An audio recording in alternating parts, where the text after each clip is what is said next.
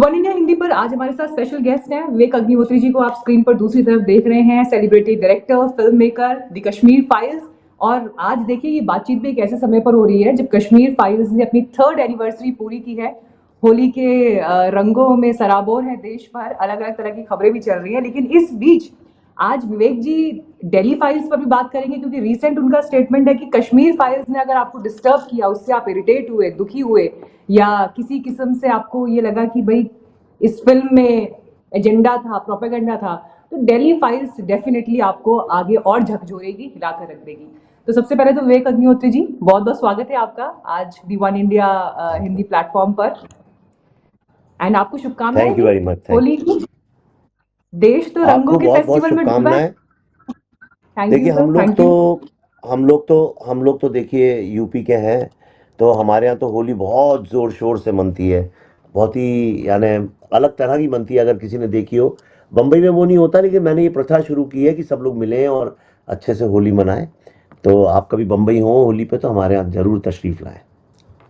अरे वाह, क्या बात है।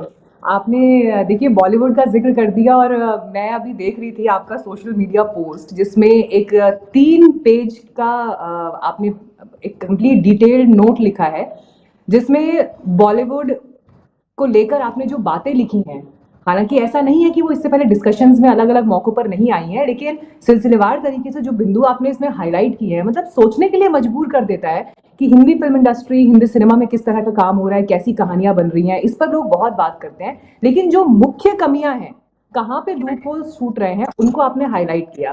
पहले तो मुझे ये बताइए, ये पोस्ट के बाद से अब तक कितने फोन कॉल्स आ चुके हैं, इंडस्ट्री के अंदर लोग कैसे रिसीव कर रहे हैं? मैं तो हंसल मेहता जी का भी देख रही थी अभी पोस्ट, उन्होंने रिएक्ट किया है। व्हाट इज हैपनिंग आफ्टर चलिए दिस अच्छा है। पोस्ट? चलो अच्छा है, Hansal felt inspired after me writing it, तो इट्स अ वंडरफुल थिंग।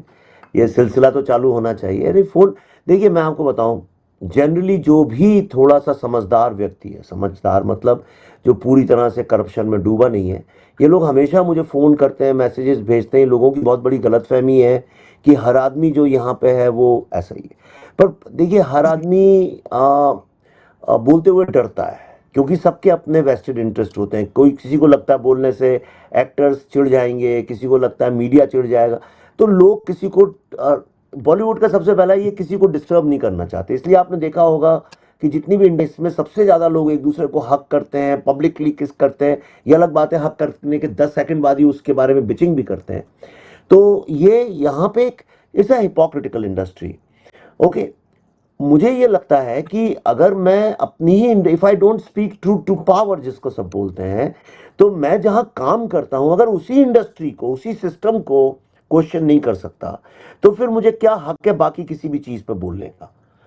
तो इसलिए मेरा ये लिखना जरूरी था, क्योंकि ये बहुत बुरा हाल है। और ये सिर्फ मैं महसूस नहीं कर रहा हूं, मैं आपको गारंटी के साथ बोलता हूं, जितने बड़े बड़े दिग्गज हैं, यानी नंबर 1 से लेकर नंबर 100 तक, वो हर कोई ये बात करते हैं। द ओनली डिफरेंस इज वो लोग जो बात करते हैं उसको मैंने कंसाइज करके एक पोस्ट में लिख दिया है। यानी आपने कश्मीर फाइल्स, दिल्ली फाइल्स के साथ साथ आपने बॉलीवुड फाइल्स भी खोल दी हैं। अरे नहीं, ऐसा कुछ नहीं है। ये कहाँ, ये तो बहुत छोटी चीज है। वो दिल्ली फाइल्स वगैरह बहुत बड़े सीरियस और बहुत बड़े इश्यूज हैं, वो तो उसके सामने ये कुछ भी नहीं है। अच्छा, आपके इस पोस्ट को जब मैं पढ़ रही हूँ, मैं कुछ पॉइंट्स अपने दर्शकों के लिए भी हम स्क्रीन पर भी लगातार फ्लैश कर रहे हैं, हाईलाइट कर रहे हैं। आपने इसमें लिखा कि जैसे अगर किसी को 21 से 35 साल के एज ग्रुप में किसी को कास्ट करना है, तो फिल्म मेकर के पास ना तो हीरोज के लिए ऑप्शन है ना हीरोइंस के लिए ऑप्शन है। फिर आगे आप लिख रहे हैं कि अगर आप किसी न्यू कमर को लेते हैं, स्पेशली अगर किसी स्मॉल टाउन से कोई आ रहा है, कोई स्टार किड नहीं है, तो शायद इन्वेस्टर्स भी उसमें फिल्म में पैसा नहीं लगाएंगे, आपको फंडिंग फिल्म के लिए उस तरह से फाइनेंसेस नहीं मिल पाएंगे। बॉक्स ऑफिस जो है वो हॉक्स ऑफिस हो गया है, आप अपनी इस पोस्ट में ये भी लिख रहे हैं। एक्टर्स इस तरह के हैं जिनको हिंदी तक बोलनी नहीं आ रही है। हिंदी बोलने वाले एक्टर तो देखिए बहुत कम बचे हैं। जिनको हिंदी बोलनी आती है उनको ओटीटी में कैरेक्टर एक्टर्स बना दिया गया है। ठीक है, तो हिंदी तो आप ही खुद देखिए ना, कहाँ आप नाम बताइए कि हिंदी किसको अच्छी बोलनी आती है।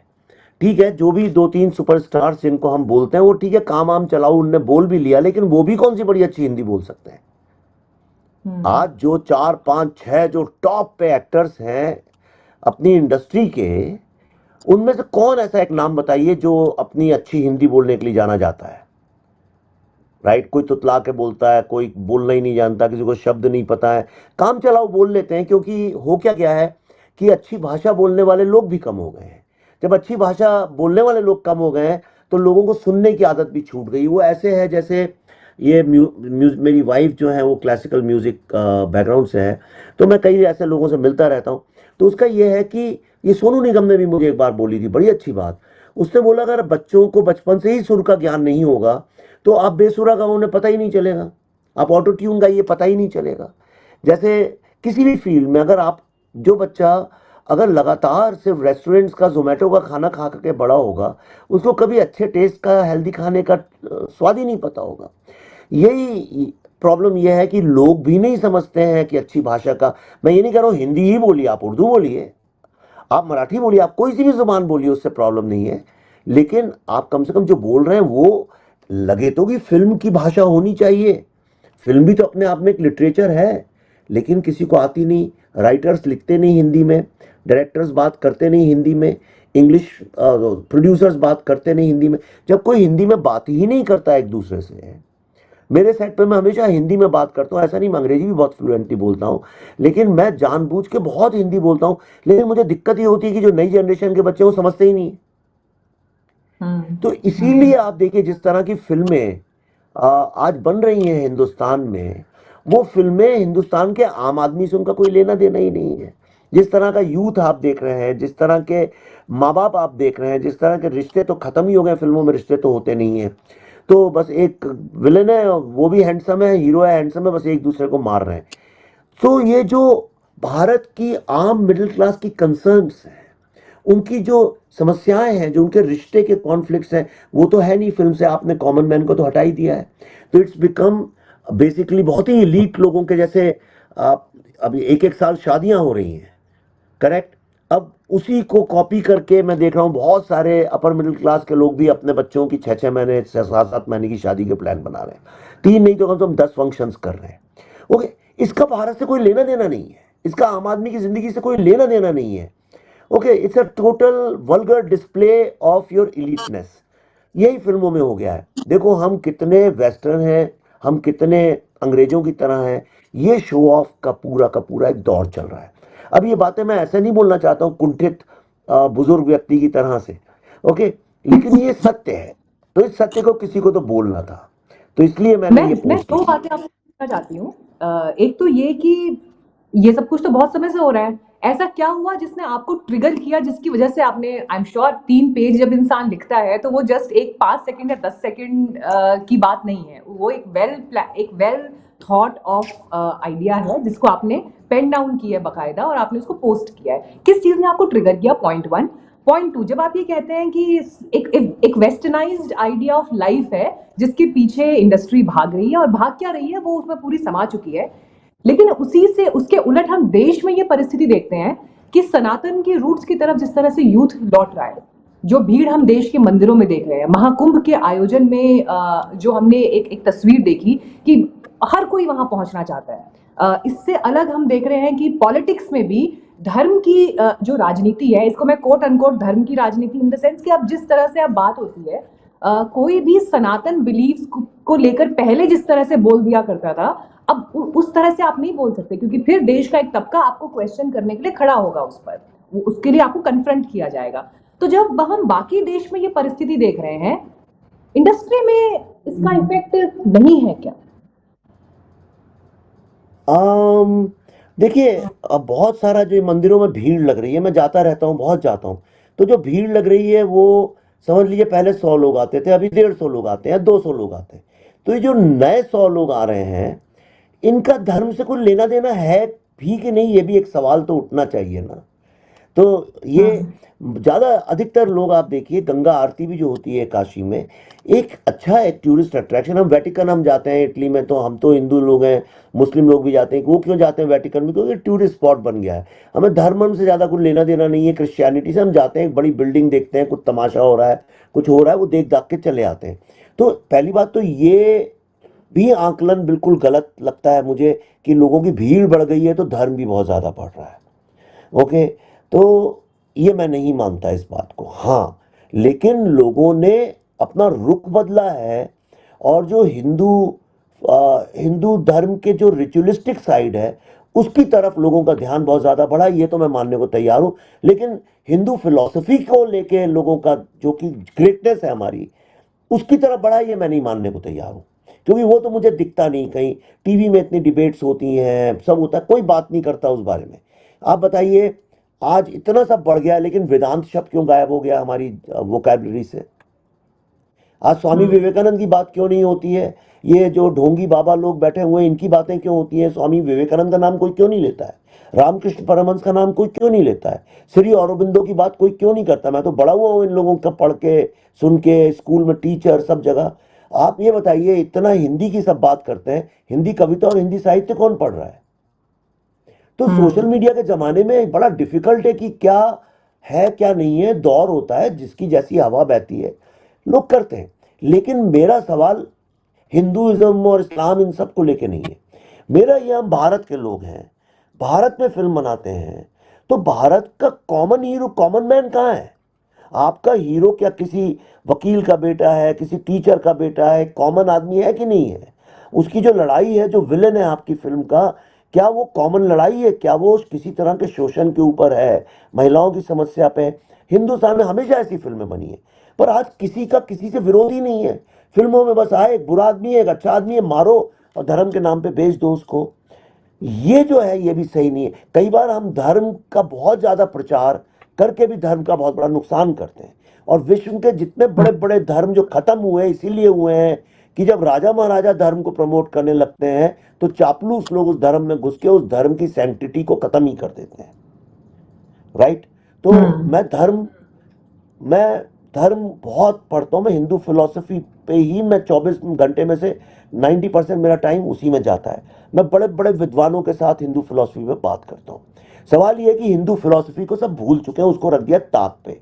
तो यही बॉलीवुड वाले कर रहे हैं, जो आम आदमी, जो मीडिया में, आप उस तरह की मीडिया में नहीं है, पर जो हमारे मीडिया में चल रहा है आज की तारीख में, ये जो पॉप रिलीजन को जो प्रमोट किया जा रहा है, इससे सबसे ज्यादा नुकसान आप लिख के ले लीजिए हिंदू धर्म को होने वाला है, हो ही रहा है हम्म काफी।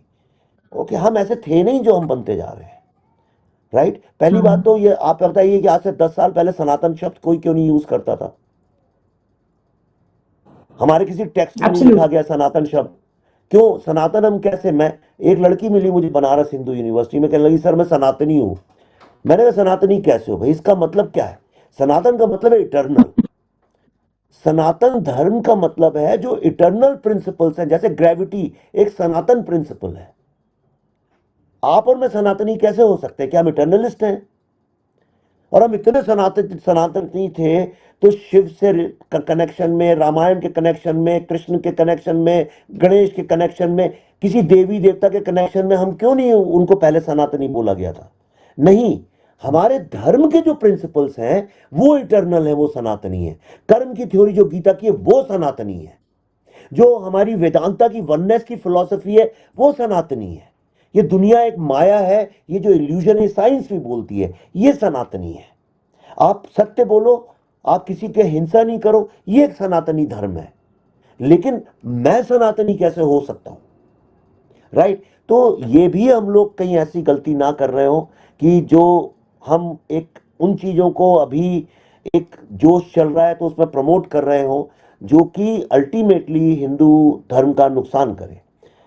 करेक्ट? तो यही मैं बॉलीवुड के लिए कहता हूं कि आज जो ये आपने प्रथा चालू की है लोगों को पैसे दे दे के नैरेटिव लिखवाने की, वो पॉलिटिक्स और रिलीजन के लिए तो ठीक ठाक है, क्योंकि वो बहुत अलग तरह के ऑर्गेनाइजेशंस हैं।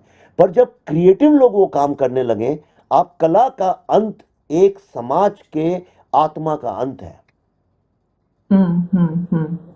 और भारत इनफैक्ट में सबसे अधिक कला ही खत्म होती जा रही है। हम्म एक फिल्म मेकर की, एक निर्देशक की पीड़ा, मैं इसमें इस बात में एक क्रिएटिव व्यक्ति की इनफैक्ट पीड़ा जरूर समझी जा सकती है, क्योंकि जब आप जिस तरह से क्रिएटिव हैं, या जो आप अपने थॉट्स को शेप देकर, या जो आप एक सिनेमा रचना चाहते हैं, अगर उसके लिए उतना स्वच्छंद उन्मुक्त आपको नहीं मिल रहा है आसपास का वातावरण, तो ये परेशानी तो होगी। मैं एक एग्जाम्पल देती हूँ, हालांकि ये मेरी अपनी राय है, ये मतलब आप उससे अग्री करें ना करें, ये आपकी आज़ादी है। अभी इनफैक्ट कल की बात है, मैं एक फिल्म देख रही थी, अभी रिसेंटली शायद रिलीज हुई है मेरे ख्याल से, मैं फिल्म का नाम भी मुझे ध्यान नहीं आ रहा एग्जैक्टली, आई थिंक नादानिया फिल्म ही है शायद, खुशी कपूर और सैफ अली खान के बेटे इब्राहिम, उनकी फिल्म है। जी मैं 15 मिनट के ऊपर वो फिल्म नहीं देख पाई, और 15 मिनट भी मैंने इसलिए देखा क्योंकि मैं ये देखना चाहती थी कि हुआ क्या है, बना क्या है, कहना क्या चाह रहे थे, करना क्या चाह रहे थे। और वो फिल्म देखते देखते मैं इस थॉट में चली गई कि दर्शक के पास ये मजबूरी क्यों है कि उसे ऐसी फिल्म देखनी है, या दर्शक के पास ऐसी क्या मजबूरी है कि उसको ये परोसा जा रहा है। अच्छा, नेटफ्लिक्स पर आपके सामने जो आपकी होम स्क्रीन पर जो सबसे पहले 7 ऑप्शन दिख रहे हैं, अगर उसमें से वो एक ऑप्शन मुझे दिखाई दे रहा है, तो ये एक प्लेट में आपके सामने खाना सजाकर रख दिया गया है। आप उसे क्लिक भी कर सकते हैं, नहीं भी कर सकते हैं, ठीक है, ये ऑप्शन आपके पास है, लेकिन अमूमन इंसान क्लिक कर देता है ये देखने के लिए कि ठीक है चलिए देखते हैं क्या है। इस परिस्थिति के साथ नुकसान होता है उस बात का जो आप कह रहे थे कि जहां पर जो लोग अच्छा सिनेमा रचना चाहते हैं, जिनके पास कहानी है, जिनके पास कहने का टैलेंट भी है, बताने का टैलेंट भी है, वो कहीं पर्दे के पीछे रह जाते हैं। और बार बार जिस लूप के साथ, अच्छा मैं तो 2-3 चीजें और हाईलाइट करना चाहती हूँ। आज की तारीख में सबके चेहरे एक जैसे दिखाई देते हैं, सबकी स्टाइलिंग एक जैसी दिखाई दे रही है जो किसी किरदार को निभा रहा है। इसका इम्पैक्ट समाज के ऊपर क्या हुआ है, आप यकीन नहीं मानेंगे सर। आज की तारीख में परिस्थिति ये है कि हम भी जब नॉर्मल लाइफ में लोगों के बीच जाते हैं, हमें भी चेहरे में 2-3 तरह की चीजें दिखाई देनी शुरू हो जाती है, और समझ जाते हैं कि अच्छा बॉलीवुड इंस्पायर्ड ट्रेंड जो है अब हमारे समाज के भीतर Tier 2 Tier 3 सिटीज तक भी पहुंच चुका है, सिर्फ मेट्रो सिटीज की ये बात नहीं है। हम उस वक्त में पहुंच गए जहां पर हम अपने आप को वैसे भी स्वीकार नहीं करना चाहते जिस तरह से हम हैं, मतलब हमें अपनी नोज की एक पर्टिकुलर शेप चाहिए, हमें अपने चीक बोन्स का एक पर्टिकुलर शेप चाहिए। अब इसको आप एस्थेटिक्स के दायरे में डालेंगे, इसको आप इस दायरे में डालेंगे कि ठीक है जी सबकी आज़ादी, अपनी बॉडी के साथ आप कुछ भी करें, तो कई कई लेयर्स हो सकती हैं। लेकिन अगर वो समाज को इस तरह से प्रभावित करने लगेगा जहां पर ऐसा लग रहा है कि दूसरा विचार आपके ऊपर हावी है, तो इस पर तो कंसर्न डेफिनेटली आएगा ही। और इसीलिए साउथ जिस तरह की टक्कर आज की तारीख में हिंदी फिल्म इंडस्ट्री को दे रहा है, उनकी जिस थंगालान में एक फिल्म देख रही थी अभी कुछ दिन पहले, और जिस तरह की कहानी उसमें दिखाई गई, जिस तरह से कैरेक्टर्स को पिक्चराइज किया गया है, फिल्म हिट हो फ्लॉप हो वो अलग पहलू हो सकता है, लेकिन कहानी कहने के तरीके से आपको बहुत कुछ पता चलता है कि हिंदुस्तान में और क्या क्या है जो दिखाया जा सकता है, समझाया जा सकता है। और मुझे लगता है कि इस बात को दर्शक भी अब एक स्तर पर समझते हैं, लेकिन फिर भी हिंदी सिनेमा और उसको रिप्रेजेंट करने वाले लोग शायद नहीं समझ रहे हैं। हाँ बिल्कुल, देखिए फिल्मों की क्या ताकत है इसका अंदाज़ा भारत अभी तक ढंग से लगा नहीं पाया है। ये फिल्में ही हैं जिन्होंने वर्ल्ड वॉर 2 में CIA ने हॉलीवुड को बिलियंस ऑफ डॉलर्स दिए और बोले कि तुम अमेरिका के फेवर में जाके बात करो, एंटी नाजीज्म की, एंटी नाजी बात करो। और उनकी फिल्मों ने काफ़ी प्रचार प्रसार शांति, डेमोक्रेसी, लिबर्टी, इन सब चीज़ों का किया, और वर्ल्ड वॉर में एक सॉफ्ट पावर की तरह से उसको उसी दमखम से निभाया। आज सब कहते हैं अमेरिका वर्ल्ड की नंबर 1 डेमोक्रेसी है, ऐसा कहने की बातें आप देखते रहिए क्या हाल है अमेरिका का आज की तारीख में। ओके, तो ये आपने फिल्मों से सीखा है। आज किसी भी बच्चे से आप वियतनाम जाके पूछ लो, जापान जाके पूछ लो, तंजानिया में पूछ लो कि भाई वर्ल्ड की नंबर 1 डेमोक्रेसी कौन सी है, सबसे अधिक फ्रीडम कहाँ है, कहेंगे कि अमेरिका, जबकि वो झूठ है। तो what I am saying is, ये फिल्म आप जिस फिल्म का आपने नाम लिया, अब इसमें गलती किसकी है? वो इंडिया के नंबर 1 प्रोडक्शन हाउस से आ रही है, वर्ल्ड की नंबर 1 चैनल पे चल रही। अरे भाई उन बच्चों को क्यों गाली दे रहे हो आप? उनकी क्या गलती है? राइट, माँ बाप तो बच्चों को पार्टी होती है उसमें खड़े होकर कह देते हैं बेटा नाचो और डांस करो, बेवकूफ़ी की हरकतें बच्चा करता है, सब हंसते हैं। बच्चे की क्या गलती है? एक लड़के को, छोटा बच्चा है, मैं देखता हूँ उसको कुछ साधु स्वामी जैसा बना दिया है, वो नहीं है जो क्या फर्क पड़ता है, बोलता है एक लड़का राधे राधे करता घूमता है, थोड़ा he is a big boy. उसमें उस बच्चे की क्या गलती है? मुझे शर्म आती है, उसे क्यों ट्रोल करते हैं? वो तो बेचारा, उसकी तो जिंदगी बर्बाद करने के लिए माँ बाप ने खड़ा कर दिया। तो ये इसमें इसमें गलती किसकी और किसको सैक करना चाहिए? क्या उस OTT चैनल के वो एग्जीक्यूटिव्स को नहीं सैक करना चाहिए जिन्हें दुनिया भर का ज्ञान है?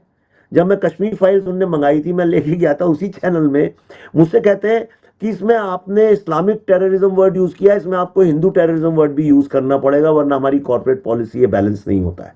हम उठ के चले आए, मैं और पल्लवी।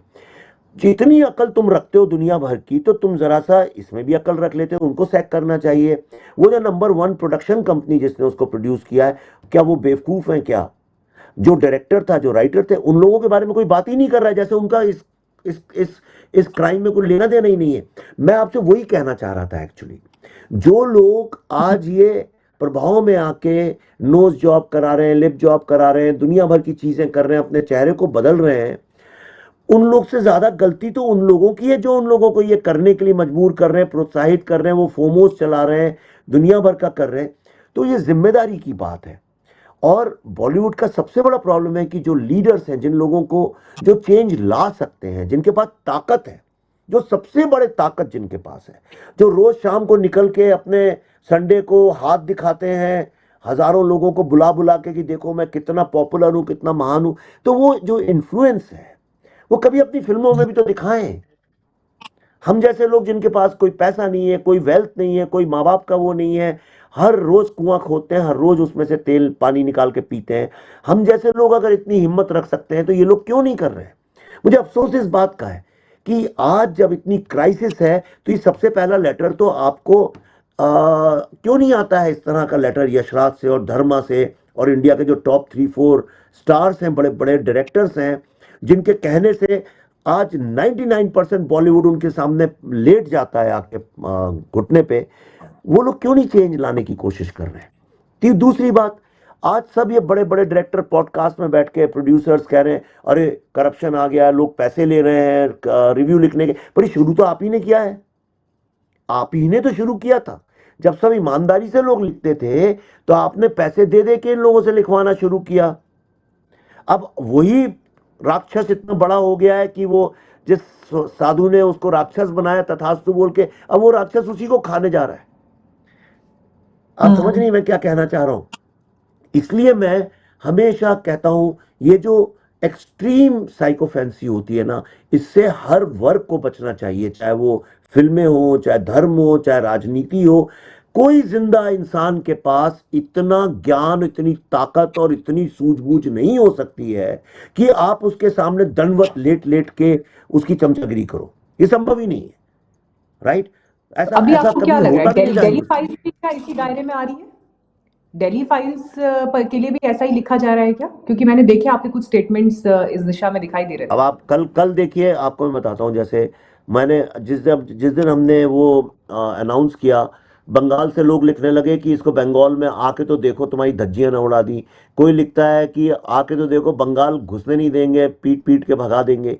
आप कल ही, मैंने जब हमारे 3 साल हुए कश्मीर फाइल्स के, तो उसके नीचे, वो तो एक अच्छी खबर है, उसमें क्या लेना देना है, उसके नीचे आप देखिए चालू हो गए कि ये तो प्रोपेगेंडा मूवी। अरे मुझे नहीं पता। अभी एक बहुत बड़े अपने को ज्ञानी फिल्म क्रिटिक बोलते हैं, पैसे भी लेते हैं बहुत सारे लोगों से, लाखों में, फिल्म के बारे में बात करने, कहने लगे मैं अब भी लिख के दे सकता हूँ, ये फिल्म तो सुपर डुपर डिजास्टर हो जाएगी। अरे तुम फिल्म क्रिटिक हो, कोई फिल्म क्रिटिक क्यों ये दुआ मनाएगा कि कोई फिल्म ना चले?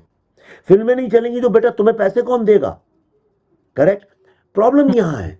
प्रॉब्लम यह है कि ये जो फिल्म क्रिटिक हैं, इनसे सिर्फ अपनी ही फिल्म प्रमोट नहीं कराई जाती है पैसे देके, बल्कि इस बात के पैसे दिए जाते हैं कि दूसरे को खराब करो।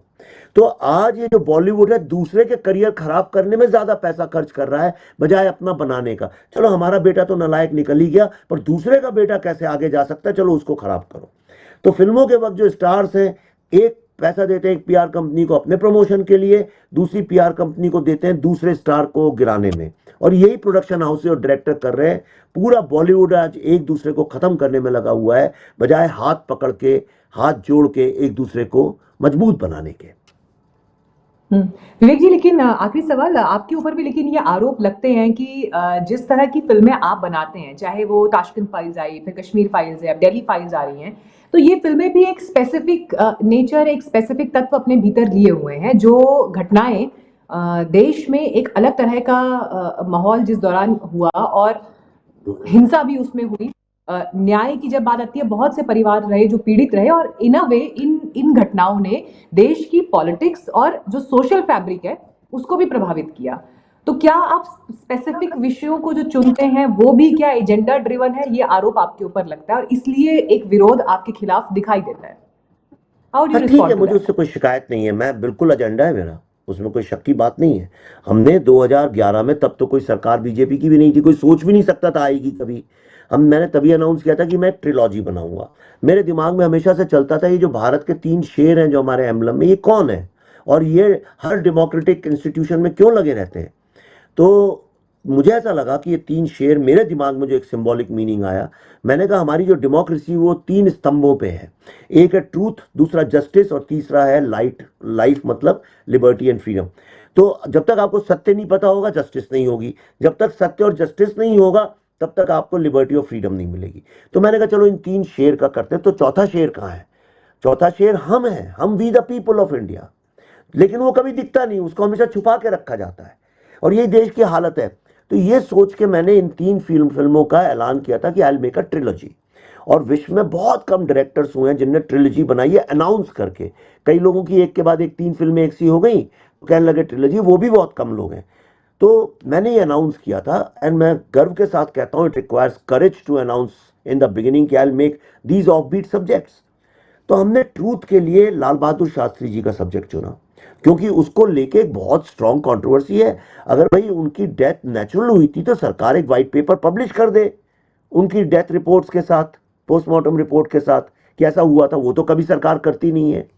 दूसरा, कश्मीर में हमने जस्टिस का इशू उठाया कि भाई 35 साल से जिन लोगों को अभी तक जस्टिस नहीं मिली है तो क्या इस देश में जस्टिस है? आम आदमी से पूछिए क्या जस्टिस है, तो वो कहता है नहीं है। तीसरी जो फिल्म है वो ये है कि भाई भारत का विभाजन बंगाल में शुरू हुआ, बंगाल में ही सबसे अधिक कत्लेआम हुआ।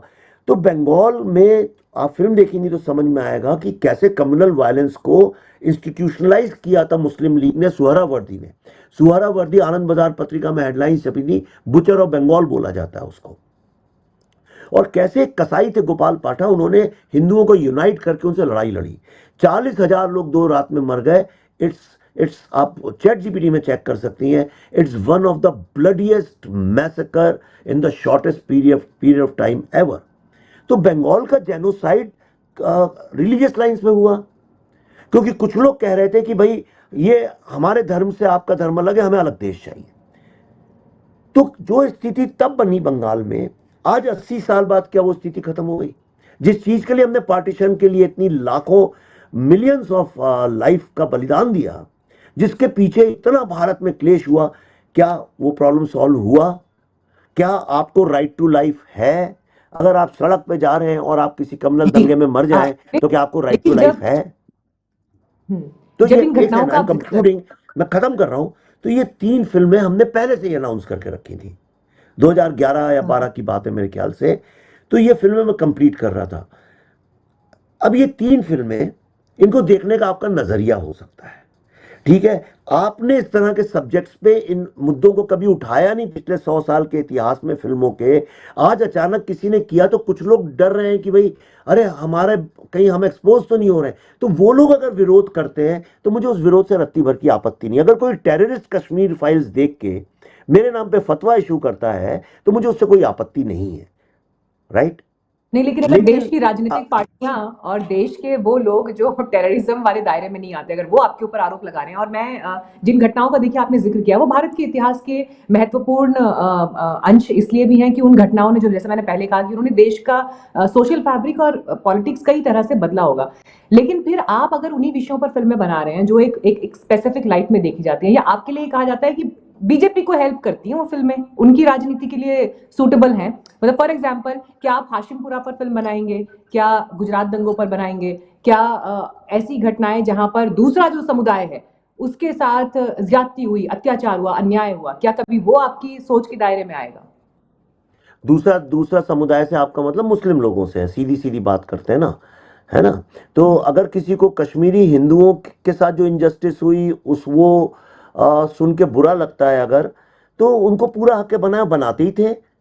आज बॉलीवुड में तो इतने सारे मुस्लिम डायरेक्टर्स, प्रोड्यूसर्स, स्टार्स हैं, क्यों नहीं वो कश्मीर फाइल के जवाब में एक कश्मीर पे ही दूसरी फिल्म बना दें, अपना पॉइंट ऑफ व्यू दिखा दें? किसने मना किया उनको? लेकिन मैंने तो सारी जिम्मेदारी नहीं ली है। और अगर मैं इतना इंपॉर्टेंट हूं कि मैं सोशो पॉलिटिकली इंपैक्ट होता है मेरी फिल्मों से, तो सब कहते हैं फिल्में तो वही बनानी चाहिए जिनसे सोसाइटी में इंपैक्ट हो। 100% लोगों को तो कोई इंपैक्ट नहीं कर सकता है। थ्री इडियट्स ने उन लोगों को इम्पैक्ट किया जो स्कूल कॉलेज जाते हैं। जो बच्चे स्कूल कॉलेज ही नहीं जाते उनको तो इम्पैक्ट नहीं करती है वो फिल्म। थ्री इडियट्स की बात कर रहा हूं मैं। या कोई फिल्म अगर जैसे स्त्री फिल्म है, वो तो उसी को इम्पैक्ट कर सकती है जिस औरत की शादी हुई है और घर में हाउसवाइफ है। उसको क्यों इम्पैक्ट करेगी जिसने शादी नहीं की? तो इस दुनिया में हर तरह के लोग हैं, पर मेरी फिल्म उन लोगों के लिए मैं बना रहा हूं। जैसे बंगाल की फिल्म में स्पेसिफिक लोगों की कहानी बता रहा हूं, तो ऑब्वियसली उसमें कोई तो विलेन होगा। मुझे शेखर कपूर साहब ने लंदन में मिले थे लंच के लिए, हम लोग का एक बड़ी अच्छी बात बोली उनने। कह रहे विवेक, मैं तो लकी था, मैंने बैंडिट क्वीन तब बनाई थी, अगर आज बनाता तो सब कहते ठाकुर का पॉइंट ऑफ व्यू क्यों नहीं दिखाते हैं आप, यू नो। तो तो प्रॉब्लम ये है कि एक रेप अगर जब होता है तो रेपिस्ट का पॉइंट ऑफ व्यू दिखाने की जिम्मेदारी मेरे ऊपर नहीं है। जिन लोगों ने बोल के अनाउंस करके पब्लिक स्पीचेस में रिकॉर्डेड, जिनके सारे डॉक्यूमेंट्स अवेलेबल हैं, बोला कि 2 रात में सारे हिंदुओं को कलकत्ता से काट के फेंक दो ताकि अंग्रेज जो है कलकत्ता पाकिस्तान में दे दें। ये तो मुस्लिम लीग जिन्ना और सुहरावर्दी ने स्पीचेस में अनाउंस किया। उन्हीं ने बोला कि 2 दिन तक कोई पुलिस कुछ नहीं करेगी। सारे हिंदू पुलिस ऑफिसर्स को थानों से ट्रांसफर करके मुस्लिम पुलिस ऑफिसर्स रख दिए गए। ये माहौल बना, ये सत्य है। तो अब उसमें मैं कैसे उनका पॉइंट ऑफ व्यू दिखाऊं भाई? मतलब वो ऐसे ही है कि अगर आप होलोकॉस्ट पे फिल्म बनाए तो मैं हिटलर का पॉइंट ऑफ व्यू दिखाऊं? तो जो हिटलर के भक्त है वो दिखाए ना उसका पॉइंट ऑफ व्यू, मैं क्यों दिखाऊं? तो मैं उस समुदाय के बारे में ज्यादा समझता नहीं हूं। मैं गीता के ऊपर फिल्म बना सकता हूं, मैं कुरान के ऊपर नहीं बनाने को अपने काबिल समझता हूं, क्योंकि मेरा ज्ञान वो नहीं है, मेरे संस्कार वो नहीं है। तो मैं अपने समुदाय के लिए, स्पीलबर्ग ने भी तो ज्यू है इसलिए ज्यूज के ऊपर फिल्म बनाई ना। उनने तो नहीं आके इंडिया के पार्टीशन और इंडिया के कश्मीरी लोगों पे बनाई, क्योंकि वो उसको समझते हैं। आपको लगता है क्या जर्मन पॉइंट ऑफ व्यू नहीं है? जब शिंडलर्स लिस्ट आई थी कितना जर्मन लोगों ने गाली दी उसको, कितने जैसे मेरी फिल्म में हुआ था ऐसे ही वो सब उतर उतर के सड़क पे प्रोटेस्ट कर रहे थे। तो मैं आपसे ये कह रहा हूं मीनाक्षी जी, अब जब दिल्ली फाइल्स आएगी, अभी से बता दे रहा हूं, मुझे पता है क्या क्या होने वाला है। ममता बनर्जी जी कहेंगी कि ये फिल्म यहां नहीं चलनी चाहिए, कुछ कुछ बोलेंगी, उनको लगेगा उनके बारे में, जबकि उनके बारे में नहीं है। वो तो खुद एक बड़ी स्ट्रॉन्ग हिंदू हैं। उनको क्या दुख नहीं इस बात का कि इतने सारे लाखों हिंदुओं को 2-3 रात में काट पीट के खून, यानी आप फोटो देखिए डायरेक्ट एक्शन डे की, सड़कें सिर्फ कंकालों से भरी हुई हैं और ऊपर गिद्ध और चील उनके ऊपर बैठे हैं, आप देखिए। और वो अमेरिका की टाइम और लाइफ मैगजीन की फोटोग्राफर मार्गरेट ने खींची, तो आप शक भी नहीं कर सकते कि ये फोटोशॉप्ड है। तो इतना खूंखार जब इस देश के साथ हुआ है, तो मैंने अब ये फिल्म खत्म हो जाएगी दिल्ली फाइल्स की सीरीज, ये फाइल सीरीज 3 फिल्मों का था, ये 2 पार्ट में है क्योंकि सब्जेक्ट लंबा है। उसके बाद हो सकता है मैं कुछ और बनाऊं।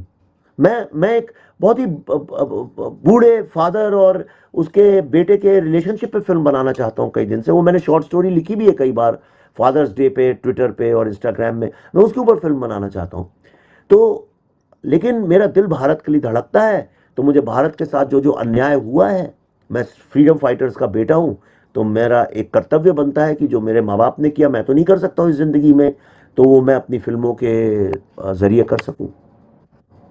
जी, चलिए इंतजार रहेगा फिर दिल्ली फाइल्स का। लेकिन आज आपने इतना समय दिया विवेक जी, और बड़े खुलकर और बेबाक तरीके से आप बोलते हैं। कई लोगों को आपकी बातें बहुत अच्छी लगेंगी, कईयों को बहुत खराब भी लगेंगी, कमेंट्स में बहुत कुछ आएगा भी, लेकिन आज आपने समय दिया और बात की। मेरे को इंतजार नहीं रहेगा नहीं, दिल्ली एंकर फाइल्स पे बहुत डिपेंड कर एंकर पे एक बहुत डिटेल डिपेंड करता है पॉडकास्ट करेंगे मीनाक्षी जरा। जी। पॉडकास्ट दिल्ली आराम से आइए आप। करेंगे। मैं मैं दिल्ली में करेंगे। और मीनाक्षी जी, एंकर पे बहुत डिपेंड करता है सवाल पूछने वाला कौन है, उसका स्तर क्या है बौद्धिक, उसकी क्या क्षमता है समझने की, उसके हिसाब से जवाब देना पड़ता है, राइट। तो इसलिए मैं इतना बोल पाया क्योंकि आप बड़े अच्छे से उसको आपने हैंडल किया। Thank you sir. और बस अब कोशिश ये रहेगी कि जब आज के इंटरव्यू में जो इंटरेस्टिंग पॉइंट्स, जैसे सनातन को लेकर जो आपके थॉट्स थे, मैं इस विषय को और एक्सप्लोर करना चाहूंगी। और कोशिश रहेगी एक भाई मैं पॉडकास्ट में बहुत लंबी स्टॉन्च बातचीत हिंदू आपके हूँ। साथ। मैं तो देखिए, मैंने तो अपनी पूरी जिंदगी हिंदू दर्शन पे समर्पण कर दी है। मैं विवेकानंद जी का अपने आप को स्वयं एक वॉलंटियर मानता हूँ। मैं अभी अमेरिका जा रहा हूँ अगले कुछ एक दिनों में, श्री औरोबिंदो सोसाइटी, आप तो वहाँ लेक्चर देने जा रहा हूँ इसी बात पे, अरे इंडिक वाह। रेनेसांस के ऊपर। और मैं बहुत, आप देखिए मैं रोज सुबह लिखता हूँ क्रिएटिव कॉन्शियसनेस शब्द यूज करता हूँ, लेकिन अल्टीमेटली वो सारी की सारी वही बात है जो हमारे वेदांत में है, उपनिषद में है। तो मैं उपनिषद पढ़ता हूँ और साइंस पढ़ता हूँ, और मैं तीसरी कोई चीज पढ़ता नहीं हूँ। मैं साइंस और उपनिषद के बीच में जो रिश्ता है, तो मुझे गर्व इस बात का है कि जो आज की मॉडर्न साइंस कह रही है, ये हजारों साल पहले हमारे उपनिषद में लिखा हुआ है। और मैं इसी गर्व से अमेरिका और यूरोप में जाके घमंड से भाषण देता हूँ, लोग सुनते हैं और कन्वर्ट होते हैं उस विचारधारा में।